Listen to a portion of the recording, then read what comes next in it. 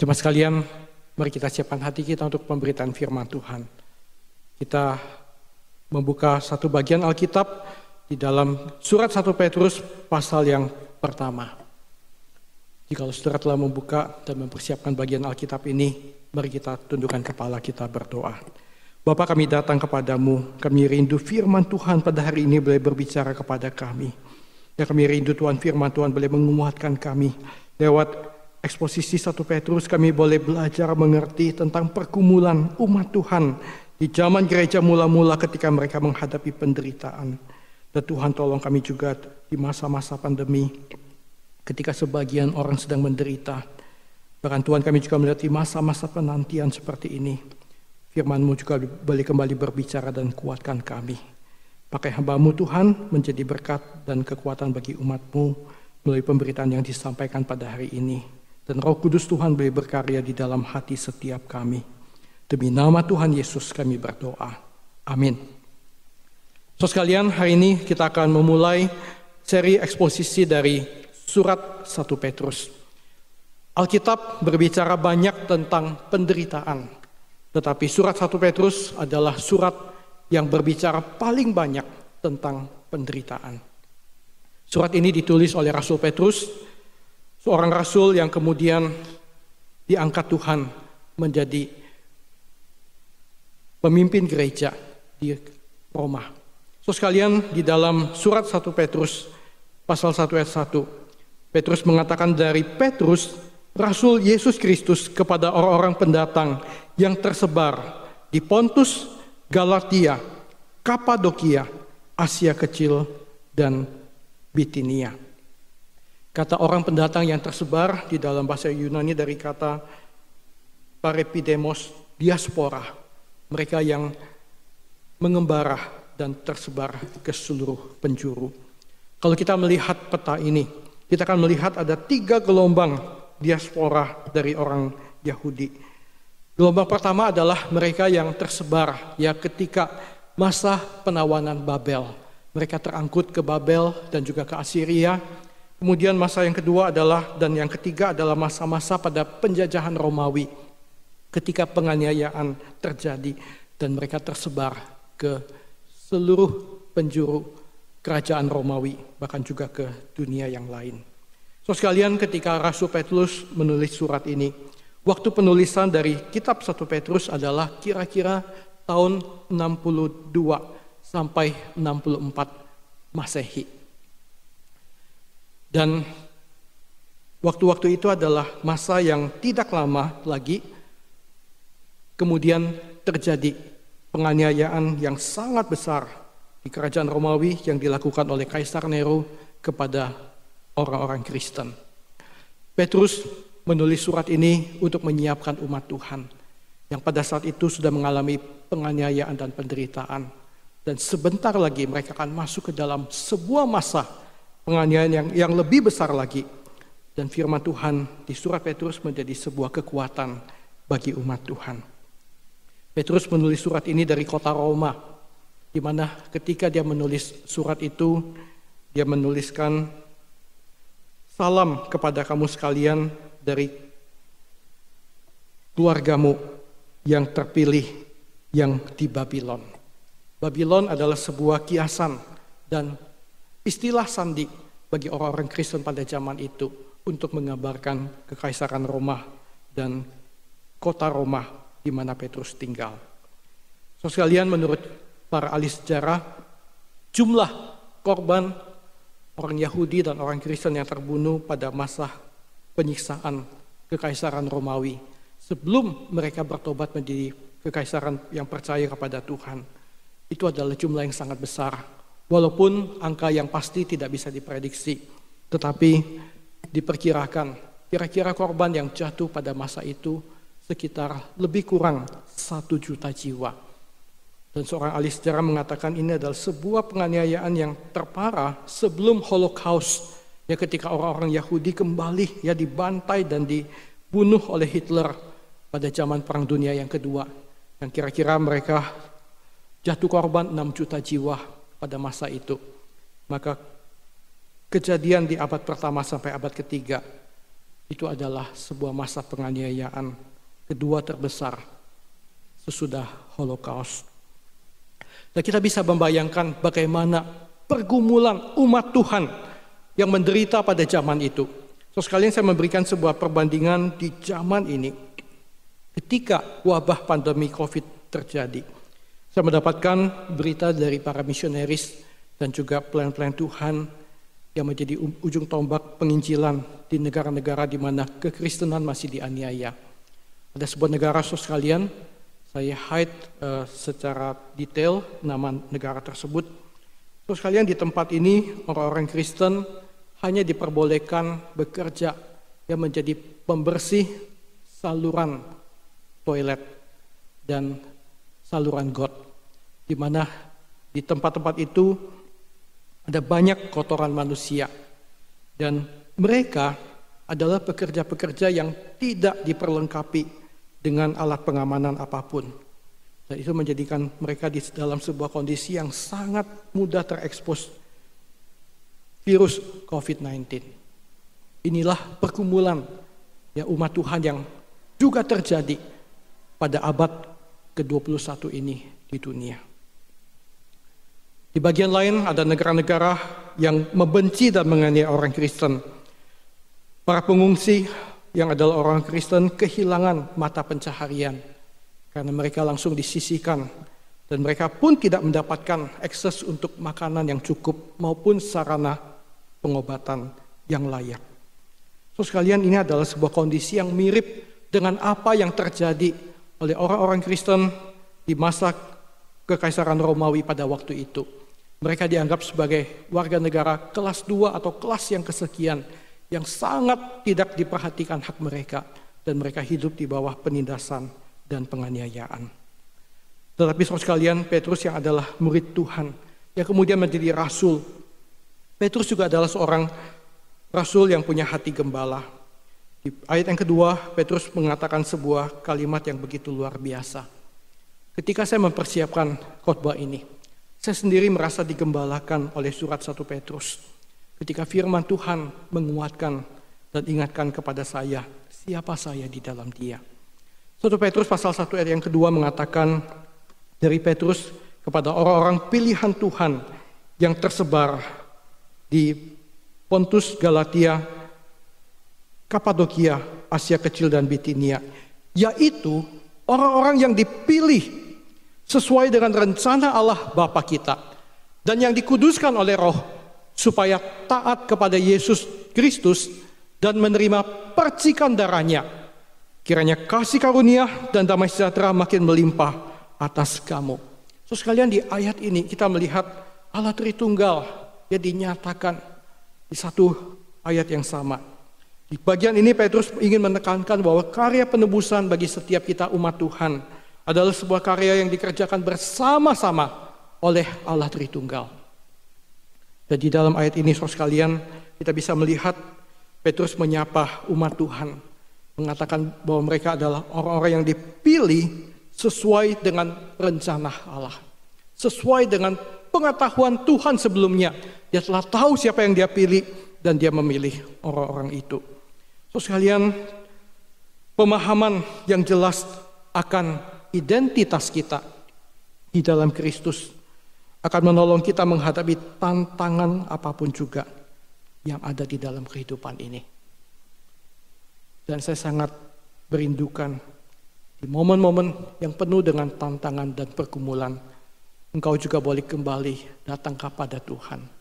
Engkau boleh mengerti siapa dirimu di dalam Tuhan.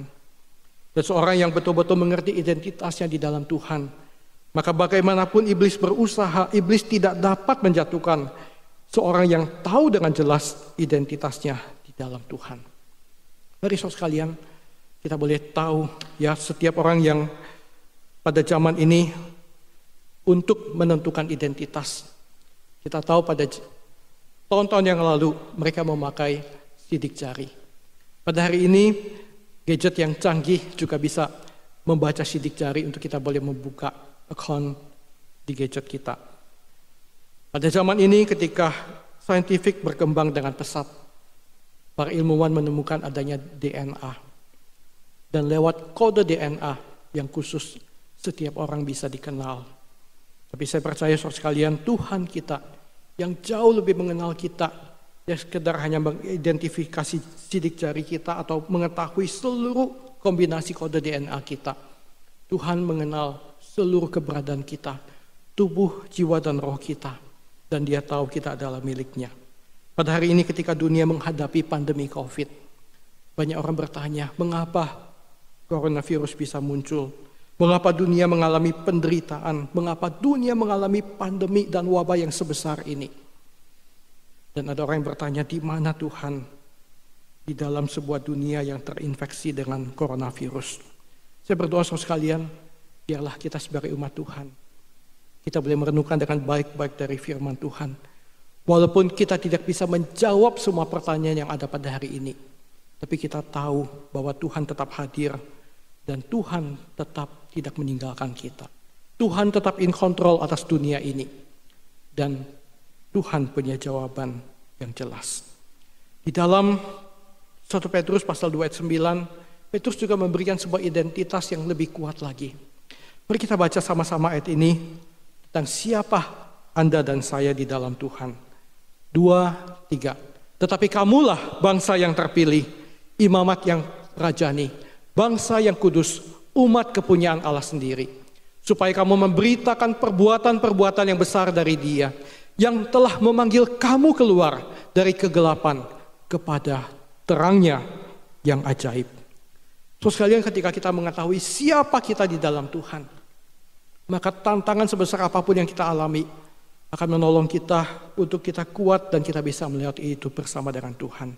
Di dalam pasal yang pertama dari surat Petrus ini, bagian pertama ini Petrus memberikan 3 identitas tentang siapa kita. Kita akan melihat ayat berikutnya. So sekalian, identitas yang pertama, firman Tuhan mengatakan bahwa kita dilahirkan kembali untuk suatu hidup yang penuh dengan pengharapan. 1 Petrus pasal 1 ayat yang ketiga, firman Tuhan mengatakan, terpujilah Allah dan Bapa Tuhan kita Yesus Kristus, yang karena rahmat-Nya yang besar telah melahirkan kita kembali oleh kebangkitan Yesus Kristus dari antara orang mati kepada suatu hidup yang penuh pengharapan.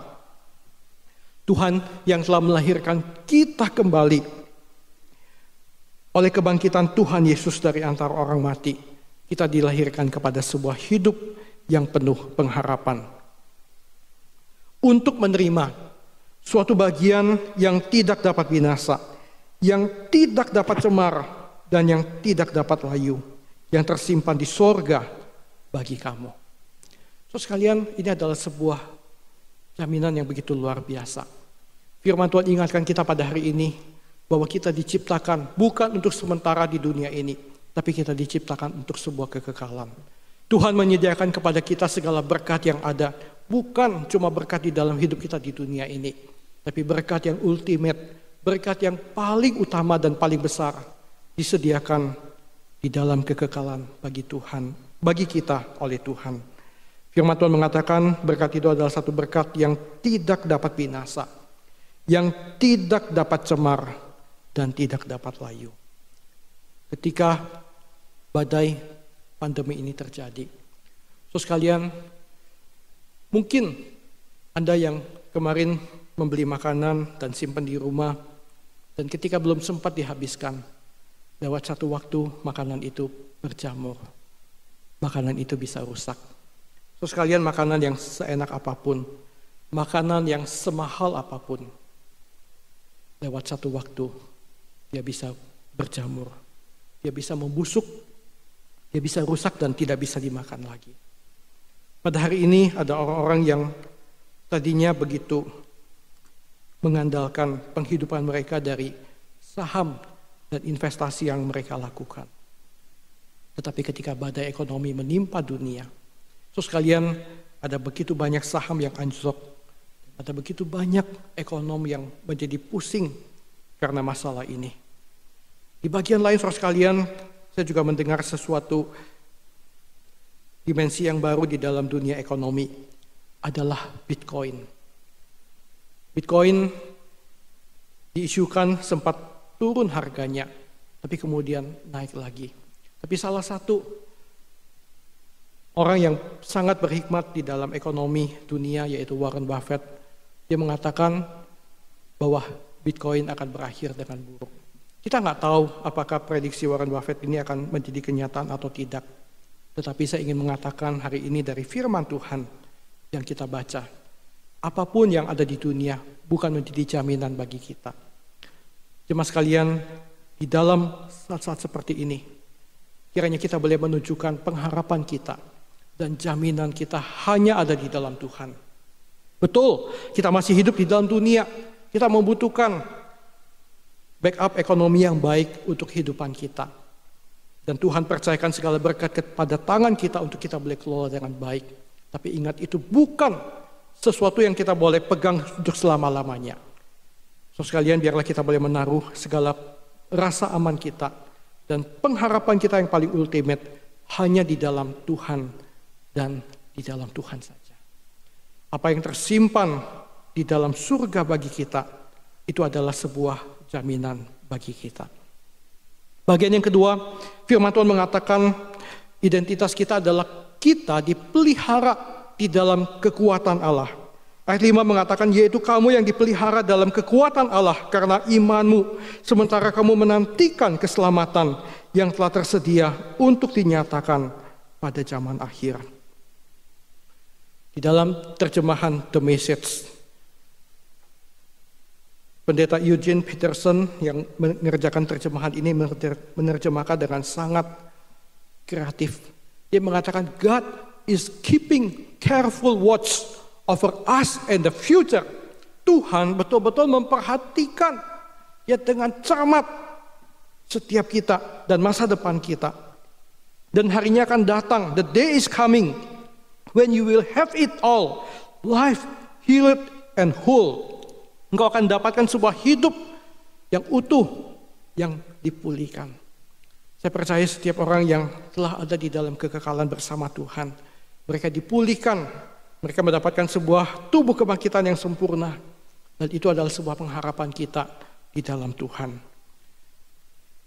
Dan Petrus mengatakan, bergembiralah akan hal itu, sekalipun sekarang ini, seketika kamu harus berduka cita oleh berbagai-bagai pencobaan. Terus kalian, di dalam tantangan yang kita hadapi hari ini menjadi sebuah latihan iman bagi kita untuk kita kembali berpegang kepada Tuhan. Ini juga menjadi sebuah pembentukan yang sangat luar biasa bagi generasi milenial, generasi sesudah milenial yang mungkin selama ini mereka hidup di dalam kenyamanan, mereka hidup di dalam perlindungan yang sangat luar biasa dari orang tua dan generasi sebelumnya yang membackup mereka. Terus kalian, ini adalah satu zaman di mana kita belajar bahwa rasa aman kita, sukacita kita yang ultimate adalah di dalam Tuhan. Dan kita belajar apa artinya kita melewati pencobaan-pencobaan. Dan mungkin di dalam pencobaan itu kita harus berduka cita. Saya tahu pada waktu-waktu ini ada keluarga-keluarga yang berduka cita karena ada anggota keluarga mereka yang telah berpulang ke rumah Bapa di surga.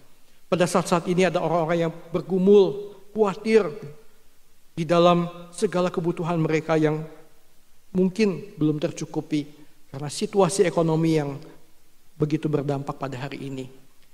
Mungkin mereka juga berduka cita di dalam ujian dan pencobaan tersebut. Tapi saudara sekalian, biarlah kita boleh menempatkan hidup kita di dalam Tuhan. Firman Tuhan mengatakan bahwa kamu dipelihara di dalam kekuatan Allah. So sekalian, biarlah kita boleh mengimani hal ini. Kita boleh mengimani bahwa Tuhan memelihara kita. Kekuatan Tuhan menopang kita.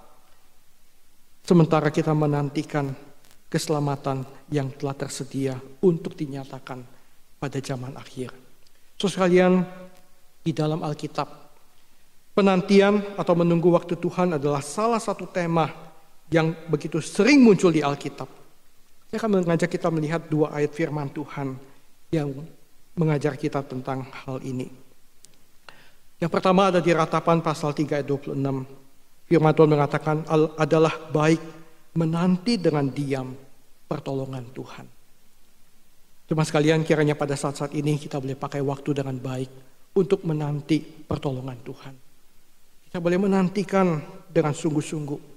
Saya mengajak di momen-momen ini, kita tidak sembarangan memakai waktu kehidupan kita.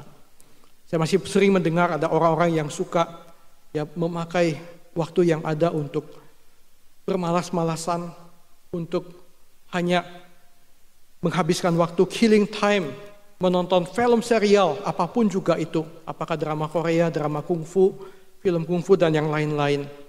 Ataupun juga mereka yang sibuk hanya menikmati menu demi menu yang dimasak di rumah dan satu hari bisa makan 4-5 kali.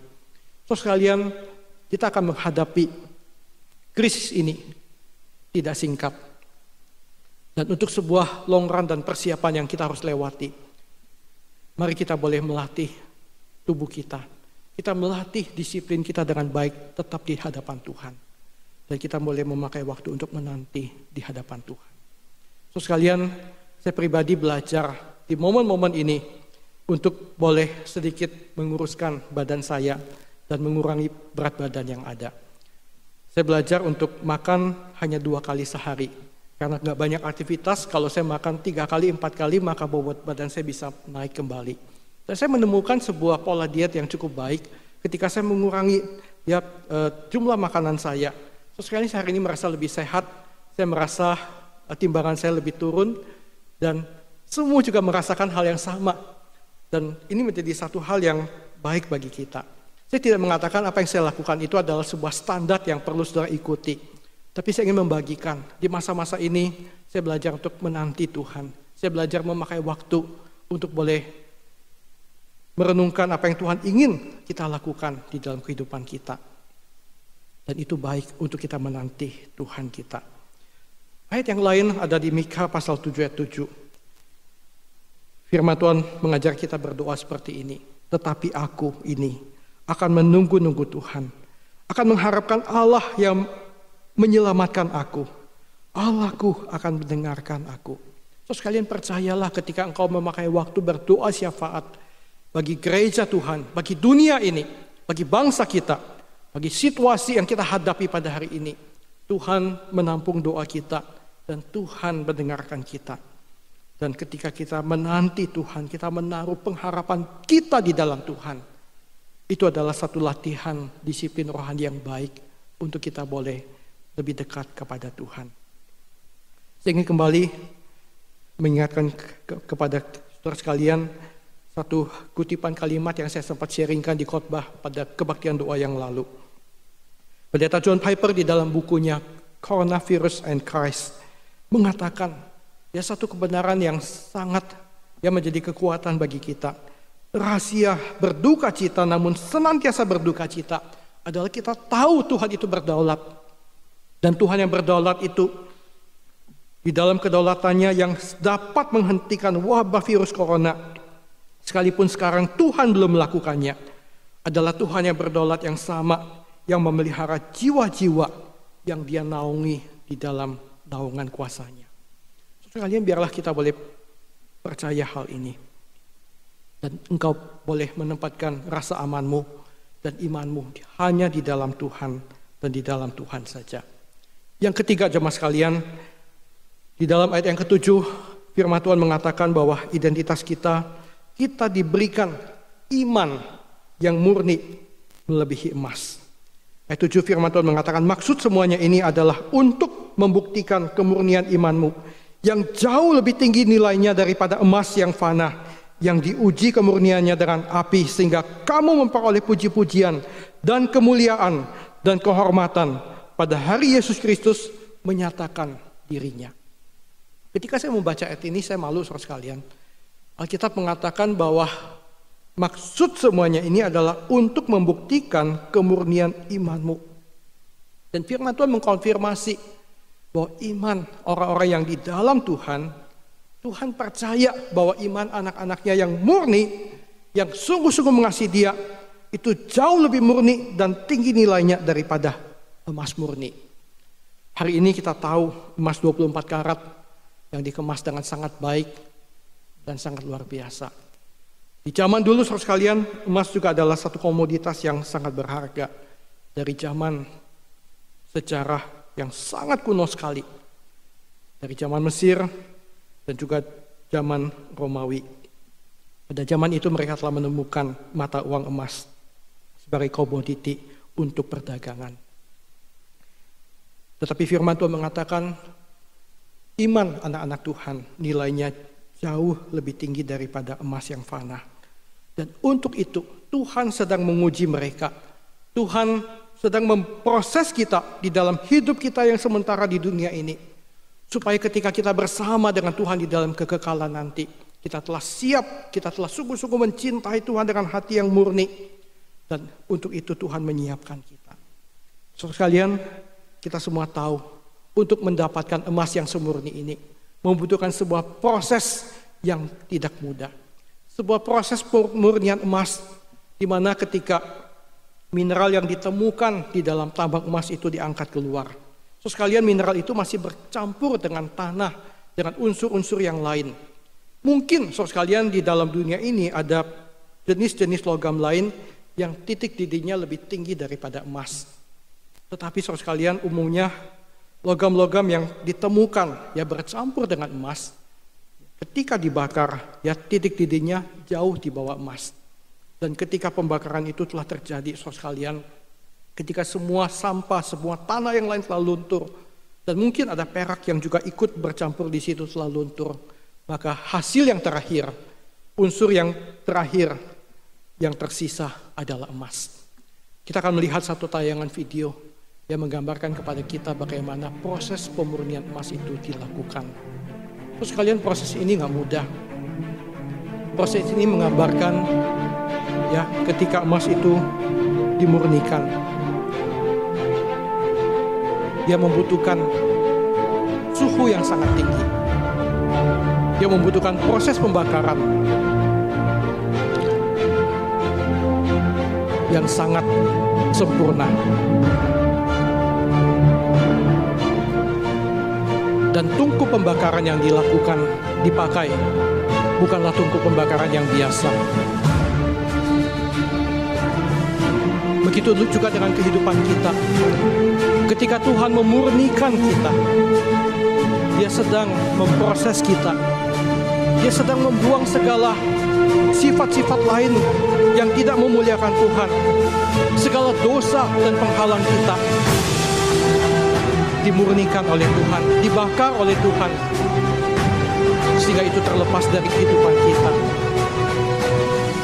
Dan pada akhirnya, lewat dari proses pembentukan itu, Tuhan menemukan hati yang murni dari anak-anaknya yang sungguh-sungguh mengasihi Dia. Ketika kita melihat bongkahan emas yang begitu indah, kita tentu senang. Ini adalah satu logam yang begitu luar biasa. Alkitab mengatakan, imanmu lebih murni daripada emas fana, dan engkau akan memperoleh puji-pujian dan kemuliaan dan kehormatan pada hari Yesus Kristus menyatakan dirinya.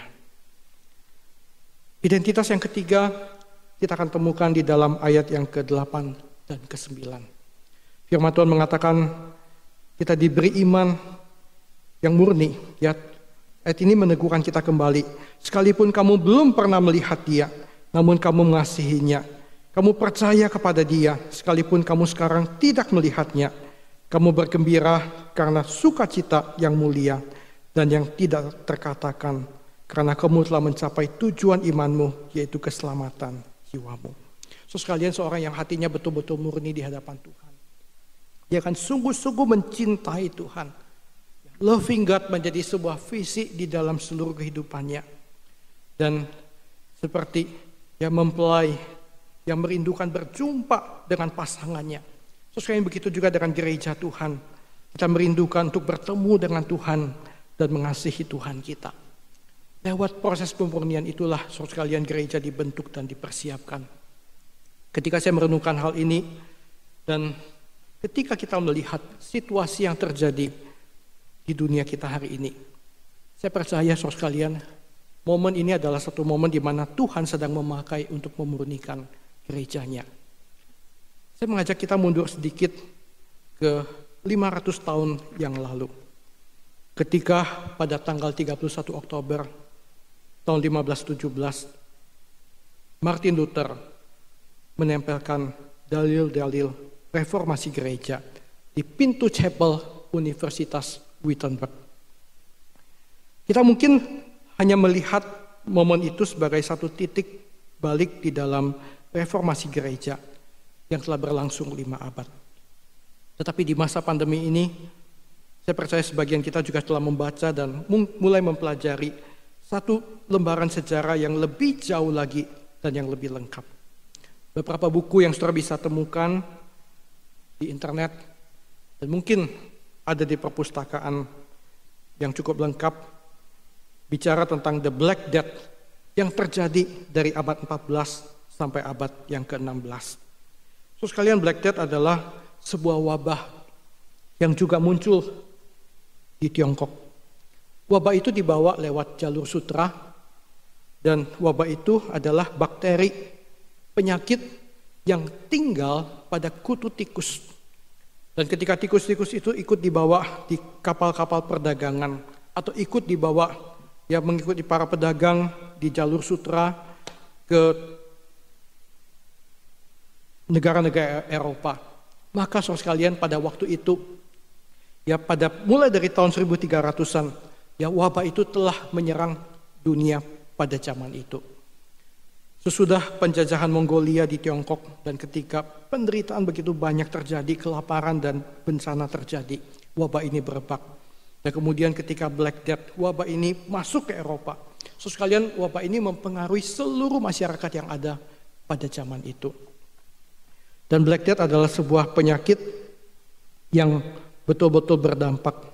Pada masa itu diperkirakan ada 75 juta umat manusia menjadi korban dan terbunuh oleh wabah itu. Dan wabah ini adalah sebuah wabah yang mengakibatkan merosotnya populasi manusia, mengakibatkan perdagangan atau kehidupan ekonomi mengalami kemerosotan yang sangat luar biasa.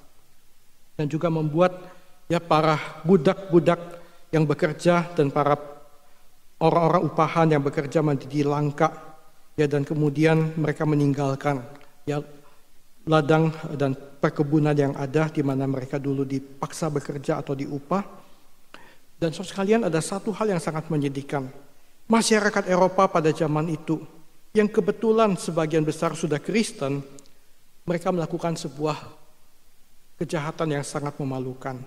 Mereka menyalahpahami orang-orang Yahudi sebagai penyebab dari wabah ini. Dan terjadi pembantaian yang besar-besaran terhadap komunitas orang-orang Yahudi pada zaman itu. Karena dianggap dan dituduh bahwa merekalah yang menularkan wabah tersebut. Dan satu hal yang sangat menyedihkan adalah prestise dan reputasi gereja menjadi merosot. Ketika masyarakat menganggap bahwa doa-doa dari gereja dan para rohaniwan tidak sanggup menjawab dan menghentikan terjadinya wabah tersebut. Dan itulah yang mengakibatkan terjadinya reformasi.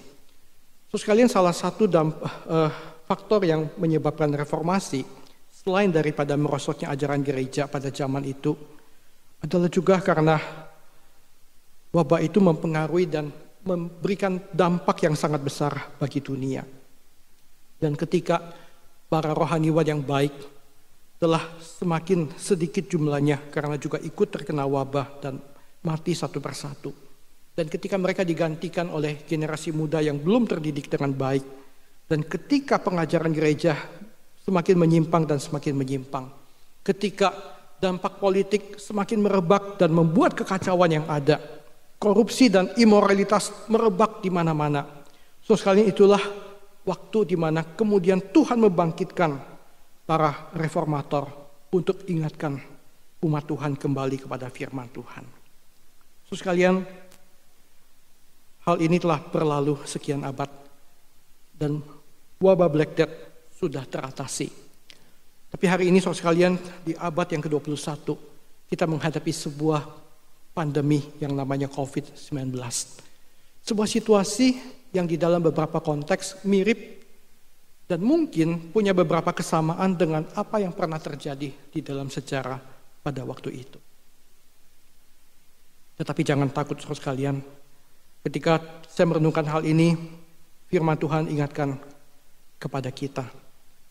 Tuhan Yesus mengatakan di dalam Injil Matius 16 ayat 18, dan aku pun berkata kepadamu, engkau adalah Petrus dan di atas batu karang ini, yaitu iman dan pengakuan yang engkau berikan, yang mengakui bahwa aku adalah Mesias anak Allah yang hidup.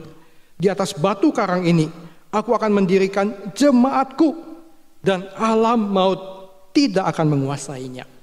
So sekalian saya berdoa, kiranya ketika melewati wabah pandemi COVID-19 ini, gereja Tuhan tetap akan berdiri sampai kedatangan Tuhan yang kedua kali.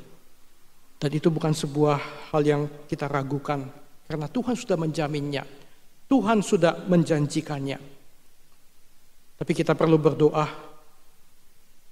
supaya kita menjadi orang-orang yang siap untuk boleh tetap bersaksi kepada Tuhan dan melayani Tuhan di masa-masa ini. Saya percaya berbagai gereja Tuhan yang ada di dunia sedang dimurnikan oleh Tuhan, termasuk setiap kita. Dan biarlah Tuhan boleh terus menolong kita berjalan bersama dengan Dia. 3 ayat terakhir menggambarkan ya betapa kita adalah orang yang punya privilege di dalam sejarah dan karya keselamatan Tuhan. Ayat 10 mengatakan bahwa keselamatan dan karya penebusan yang Tuhan Yesus lakukan di kayu salib. Keselamatan itu yang diselidiki oleh nabi-nabi yang telah bernubuat tentang kasih karunia yang diuntukkan bagi umat Tuhan. Dan mereka meneliti saat yang mana dan yang bagaimana yang dimaksudkan oleh Roh Kristus yang ada di dalam mereka, yaitu Roh yang sebelumnya memberi kesaksian tentang segala penderitaan yang akan menimpa Kristus dan tentang segala kemuliaan yang menyusul sesudah itu. Kepada mereka telah dinyatakan bahwa mereka bukan melayani diri mereka sendiri, tetapi melayani kamu dengan segala sesuatu yang telah diberitakan sekarang kepada kamu dengan perantaran mereka, dan yang oleh Roh Kudus yang diutus dari surga menyampaikan berita Injil kepada kamu, yaitu hal-hal yang ingin diketahui oleh malaikat-malaikat. Dalam 3 ayat ini firman Tuhan ingatkan kita bahwa karya keselamatan Tuhan adalah sesuatu yang Tuhan kerjakan di dalam sejarah manusia, dari zaman nabi-nabi sampai pada zaman ini. Nah, kita adalah orang yang menikmati segala privilege yang Tuhan sudah nyatakan itu. Hal-hal yang diselidiki oleh para nabi, hal-hal yang ingin diketahui oleh malaikat adalah berkat yang kita boleh terima pada hari ini di dalam anugerah keselamatan yang Tuhan sudah berikan kepada kita. So sekalian biarlah firman Tuhan hari ini boleh ingatkan kita, siapa kita di dalam Tuhan. Dan di dalam situasi yang berat ini, kita boleh tetap menempatkan iman kita dan rasa aman kita di dalam Dia. Amin. Mari kita berdoa. Bapa, kami bersyukur untuk firman Tuhan yang telah menguatkan kami pada hari ini. Bapa, kami bersyukur Engkau begitu mencintai kami dan Engkau memelihara kami dengan tangan kuasa-Mu yang kuat. Kami adalah orang-orang yang Engkau pilih, yang Engkau cintai, yang Engkau lahir barukan untuk menerima sebuah hidup yang penuh dengan pengharapan. Dan kami juga adalah orang-orang yang Engkau hargai, Engkau mempercayai bahwa iman kami jauh lebih murni daripada emas yang fana. Tuhan, biarlah Tuhan kami pun boleh menghidupi panggilan dan identitas tersebut. Kami tahu Tuhan hari ini hati kami tidak begitu murni. Tuhan, hati kami masih penuh dengan berbagai kepentingan lain ketika kami datang kepada Tuhan. Hati kami masih penuh dengan berhala-berhala lain ketika kami mengatakan kami mencintai Engkau ya Tuhan. Bapa, biarlah Tuhan pada saat-saat ini Engkau boleh murnikan kami, Engkau boleh kuduskan kami, dan Engkau boleh mendapatkan kami sungguh-sungguh mengasihi Engkau dengan segenap hati kami, dengan segenap jiwa kami, dengan segenap kekuatan kami, dan dengan segenap akal budi kami. Tuhan, siapkan umat-Mu Tuhan melewati pandemi dan wabah yang menimpa dunia pada hari ini, supaya kami boleh tetap menyaksikan Tuhan di tengah-tengah generasi kami dan kepada dunia dan orang banyak yang belum percaya kepada Tuhan. Kiranya gereja Tuhan tetap berdiri teguh sampai kedatangan Tuhan yang kedua kali. Dan kami juga termasuk di dalamnya Tuhan. Demi nama Tuhan Yesus kami berdoa. Amin.